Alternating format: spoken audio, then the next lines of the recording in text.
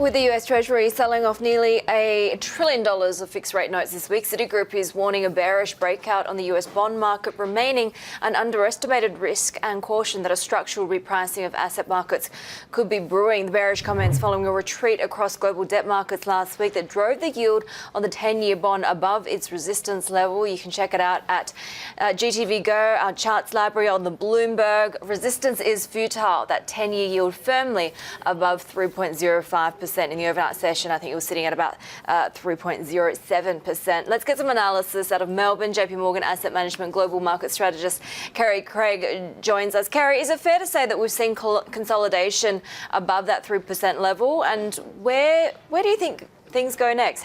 What's sort of the next, I guess, threshold that we get to before we see resistance?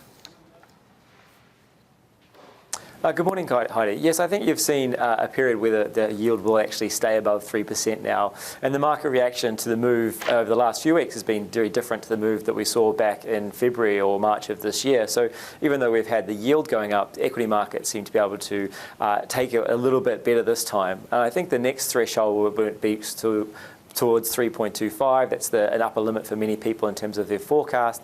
And I think that's one will illustrate that the Fed has actually put another rate hike in and is looking to do a fourth one this year as well. So right now I think that at 3.10 or a little bit above that, it's still not at a level where it's really going to upset equity markets so much. And for me, the bigger point about the US bond yield is to look at where the 2-year is going, because that's much more important when we think about what's happening with the US dollar, which seems to be something that's rattling markets a little bit more now, given that was such a consensus trade we should see dollar weakening, and it's had such a strong period of strength over the last few weeks.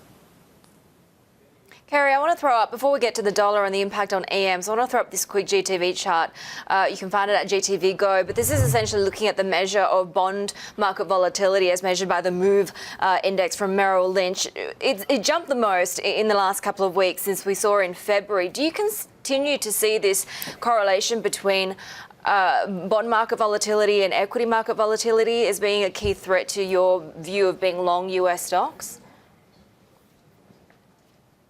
I think the threat really comes in about correlations rather than volatility. We do expect everything to become more volatile as you end or come towards the end of the cycle. It's how the assets move together and whether they're behaving as they should. We've seen the dollar and oil move together, which they shouldn't happen. And so we look at how the stock and equity market is actually going to, the equity and bond market is going to move, whether it's going to be in correlation or it's actually going to zig when the other one zags.